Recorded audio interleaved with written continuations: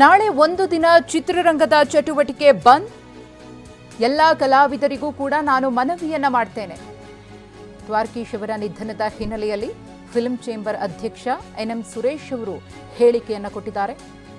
ನಾಳೆ ಸ್ವಯಂ ಪ್ರೇರಿತವಾಗಿ ಬಂದ್ ಮಾಡಲು ಮನವಿಯನ್ನ ಮಾಡಿಕೊಂಡಿದ್ದಾರೆ ಸುರೇಶ್ ಅವರು. ಅಂತ್ಯಕ್ರಿಯೆಯ ಬಗ್ಗೆ ಸರ್ಕಾರದ ಜೊತೆ ಮಾತನಾಡುತ್ತಿದ್ದೇವೆ ಅನ್ನೋ ಮಾಹಿತಿಯನ್ನ ಹಂಚಿಕೊಂಡಿದ್ದಾರೆ. ಅವರನ್ನ ಗೌರವಪೂರ್ವಕವಾಗಿ ಕಳಿಸ್ಕೊಡಬೇಕಿದೆ. ಹಾಗಾಗಿ ಅಂತ್ಯಕ್ರಿಯೆಯ ಕುರಿತು ಸರ್ಕಾರದ ಜೊತೆಗೆ ಮಾತುಕತೆ ನಡೀತಾ ಇದೆ ಅಂತ ಹೇಳಿದ್ದಾರೆ. ಈಗಾಗಲೇ ಚರ್ಚೆ ನಡೀತಾ ಇದೆ. ನಮ್ಮೆಲ್ಲ ಸಮ್ಮುಖದಲ್ಲಿ, ಹಿರಿಯರ ಸಮ್ಮುಖದಲ್ಲಿ ಚರ್ಚೆ ಮಾಡಿ ನಾವೇನು ಚಿತ್ರರಂಗಕ್ಕೆ ನಾವೇನು ಬಂದ್ ಮಾಡಬೇಕು ಅಂತ ಕೇಳೋ ಅವಶ್ಯಕತೆ ನಾವಿಲ್ಲ ಅನಿಸುತ್ತೆ. ಯಾಕಂದ್ರೆ ಅವ್ರು ಕೊಟ್ಟಿರೋ ಕೊಡುಗೆ ಭಾಳ ಅಪಾರವಾದದ್ದು. ಇದು ವಾಲಂಟ್ರಿಯಾಗಿ ಚಿತ್ರರಂಗ ಬಂದ್ ಮಾಡೋಂಥ ವಿಚಾರ ಇದೆ. ಅದರಿಂದ ನಾನು ವಾಲಂಟ್ರಿ ಕಳಕಳಿಯಿಂದ ಪ್ರಾರ್ಥನೆ ಮಾಡ್ಕೊಳ್ಳೋದು ಅವಶ್ಯಕತೆ ಇಲ್ಲ. ನಾನು ವಾಣಿಜ್ಯ ಮಂಡಳಿಯ ಪದಾಧಿಕಾರಿಯಾಗಿ ಅಧ್ಯಕ್ಷನಾಗಿ ನಾನು ಒಂದು ಕೇಳ್ಕೊಳ್ಳೋದಿಷ್ಟೇ, ನಮ್ಮ ಚಿತ್ರರಂಗದ ದೊಡ್ಡ ಆದರ್ಶ ಪ್ರಿಯ ಎರಡು ನಮ್ಮ ಕಣ್ಣುಗಳು ಅವರು ನಮ್ಮ ನಗರಿ ದೂರ ಆಗಿದ್ದಾರೆ.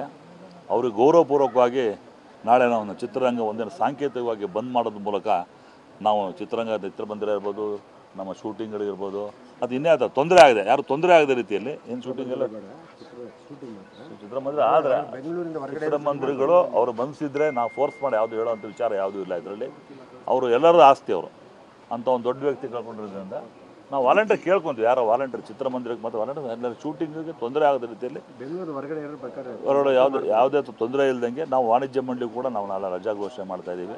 ಸಾಧಕರಲ್ಲಿ ಸಾಧಕ ನಮ್ಮ ದ್ವಾರಕೀಶ್ ಅಣ್ಣವರು ಒಬ್ಬ ನಿರ್ಮಾಪಕನಾಗಿ ಸಾಹಸಮಯ ಚಿತ್ರಗಳನ್ನು ಮಾಡಿದಂಥವ್ರು.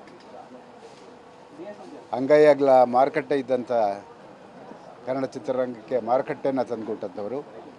ಜೊತೆಗೆ ಕನ್ನಡ ಚಿತ್ರರಂಗ ನಾವು ಇನ್ನೂ ಕೂಡ ಬಲಿಷ್ಠವಾಗಿ ಬೆಳಿಬೇಕು ಅನ್ನೋದನ್ನು ಭಾಳಷ್ಟು ಜನ ಕಿರಿಯರಿಗೆ ತಿಳಿಸ್ಕೊಟ್ಟಂಥವ್ರು.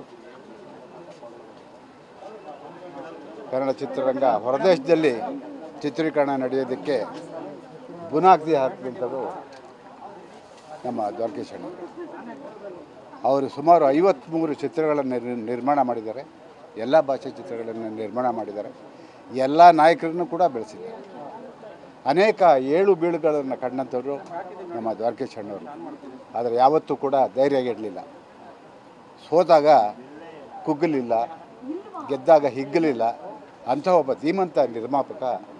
ನಾವೆಲ್ಲರೂ ಕೂಡ ಅವರನ್ನು ನೋಡಿ ಚಿತ್ರಗಳನ್ನು ಮಾಡುವಂಥ ಕೆಲಸವನ್ನು ನಾವು ಮಾಡಿದ್ದೀವಿ. ಅದರಲ್ಲೂ ವಿಶೇಷವಾಗಿ ನನ್ನ ಕನ್ನಡ ಪರ ಹೋರಾಟಗಳಲ್ಲಿ ನನಗೆ ಬಹಳಷ್ಟು ಮಾರ್ಗದರ್ಶನವನ್ನು ಕೊಟ್ಟಂಥವರು ದ್ವಾರಕೀಶ್ ಅಣ್ಣ.